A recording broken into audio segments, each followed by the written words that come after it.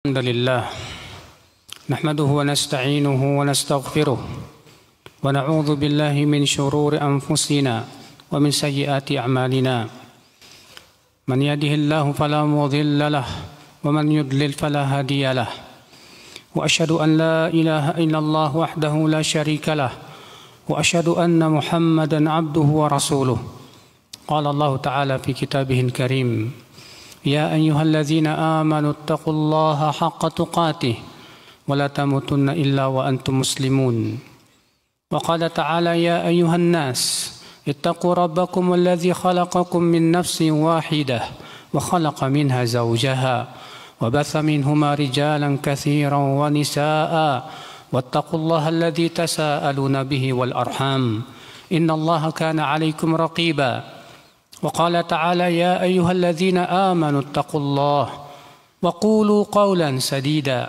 يصلح لكم أعمالكم ويغفر لكم ذنوبكم ومن يطع الله ورسوله فقد فاز فوزا عظيما أما بعد فإن أصدق الحديث كتاب الله وخير الهدي هدي محمد صلى الله عليه وسلم وشر الأمور محدثاتها وكل محدثة بدعة وكل بدعة ضلالة وكل ضلالة في النار أمة الإسلام. Ada sebuah surat, siapapun yang mencintainya, maka cintanya itu membuat ia masuk ke dalam surga.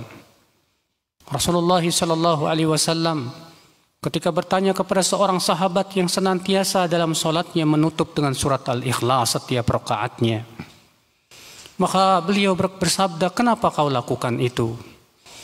Apa kata sahabat ini? Inni uhibbuha, aku mencintai surat ini ya Rasulullah. Maka Rasulullah bersabda, hubbuka iyyaha yudkhilukal jannah, cintamu kepada surat ini membuat kamu masuk ke dalam surga. Ia adalah surat Al-Ikhlas, surat yang sangat agung, surat yang disebutkan oleh Rasulullah sallallahu alaihi wasallam, innaha la ta'dilu thulutsal Qur'an. Sesungguhnya ia sama dengan sepertiga Al-Qur'an. Ia adalah merupakan surat yang memberitakan kepada kita tentang keesaan Allah, bahwasanya Allah Subhanahu wa taala Maha Tunggal, Allah satu-satunya zat yang berhak diibadahi. Allah berfirman, qul huwallahu ahad. Katakan, Allahu Ahad, Allah yang tunggal, yang esa. Allah Subhanahu wa taala satu-satunya zat yang berhak diibadahi. Dia satu-satunya pencipta langit dan bumi. Dia satu-satunya pemberi rezeki kepada manusia. Dia satu-satunya yang memberikan kenikmatan, yang bisa memberikan manfaat dan menolak mudarat. Dia satu-satunya zat yang bisa mengijabah doa. Maka dia satu-satunya zat tempat kita berdoa, tempat kita bertawakal, tempat kita berkeluh kesah. Jadikanlah Allah Subhanahu wa taala satu-satunya zat yang kita benar-benar cintai melebihi yang lainnya ya akhal Islam, yang benar-benar kita takuti melebihi yang lainnya. Karena dia ahad, dia tunggal. Tidak ada ya akhal Islam yang bersekutu dengan Allah dalam penciptaan langit dan bumi, tidak ada sama sekali. Tidak ada ya akhal Islam yang bisa memberikan kepada manusia rezeki dan kenikmatan kecuali Allah Subhanahu wa taala. Allahu Ahad, Allahus Samad. Allah adalah Samad, yaitu tempat bergantung seluruh makhluk. Semua makhluk membutuhkan karunia Allah. Tidak ada setiap kita kecuali pasti dia membutuhkan karunia Allah. Siapakah di antara kita ya akhal Islam yang berani berkata, saya tidak butuh rahmat Allah, saya tidak butuh karunia Allah, saya tidak butuh rezeki dari Allah, sementara setiap detiknya ya akhal Islam kita merasakan nikmat Allah. Lihatlah bagaimana kita bernafas setiap detiknya. Lihatlah bagaimana kita melihat setiap detiknya, setiap saatnya. Setiap darah yang mengalir itu nikmat dari Allah Rabbul Alamin. Adakah ya akhal Islam makhluk yang tidak membutuhkan karunia-Nya? Tidak ada. Seluruhnya butuh kepada karunia Allah Rabbul Alamin. Kemudian Allah berfirman, lam yalid wa lam yulad. Allah tidak melahirkan dan Allah tidak dilahirkan. Karena Allah tidak membutuhkan anak.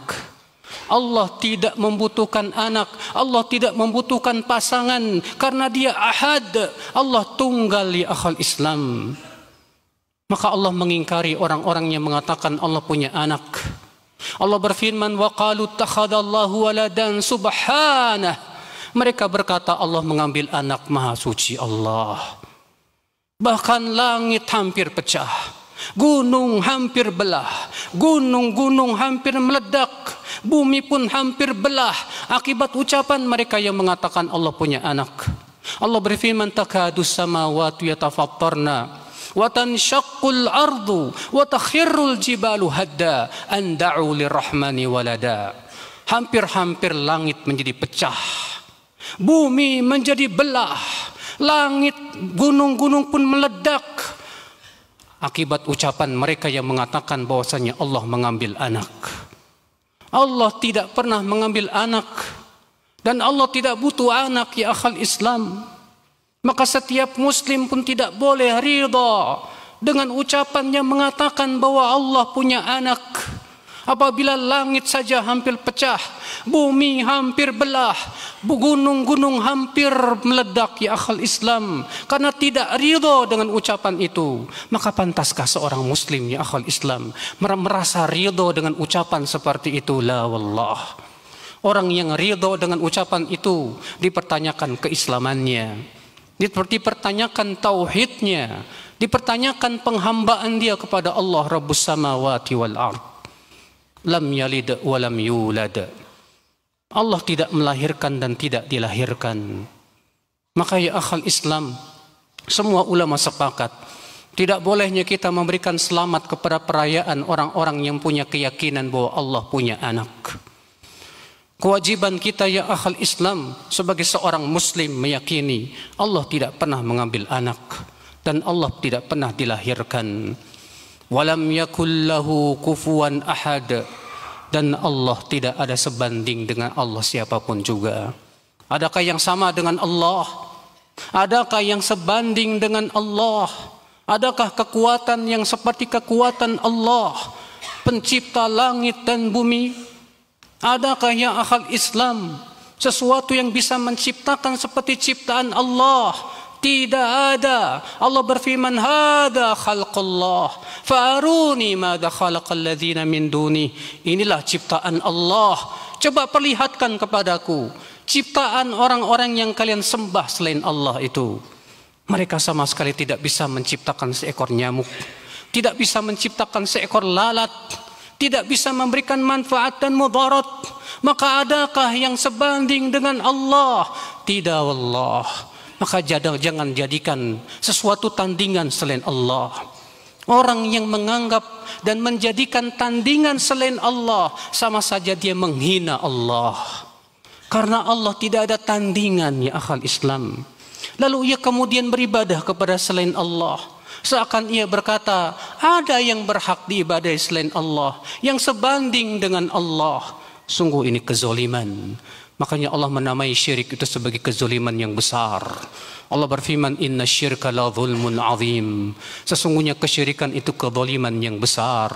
Aqulu qali hadza wa astaghfirullah li wa lakum. Alhamdulillah. Wassalatu wassalamu ala Rasulillah Nabiyyina Muhammadin wa ala alihi wa sahbihi wa man walah. Wa asyhadu an la ilaha illallah wahdahu la syarika lah. Wa asyhadu anna Muhammadan abduhu wa rasuluh ummatal Islam. Toleransi bukanlah kita melanggar batasan-batasan Allah Azza wa Jal. Toleransi hanya sebatas kita tidak mengganggu peribadahan mereka. Lihatlah sejarah ya akhal Islam. Ketika kaum muslimin menguasai Konstantinopel, adakah ibadah mereka yang diganggu oleh umat Islam? Tidak ada. Adakah gereja atau tempat ibadah yang dihancurkan dan dirusak? Tidak ada sama sekali.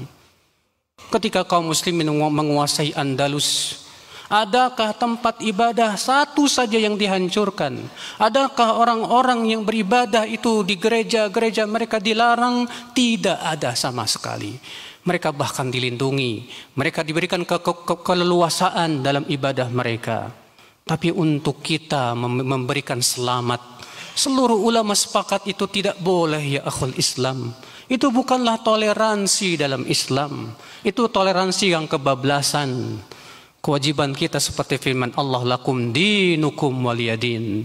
Untuk kalian agama kalian, untukku agamaku. Untuk kalian akidah kalian, untukku akidahku. Dan akidah kita adalah Allah tidak pernah melahirkan dan tidak pernah dilahirkan.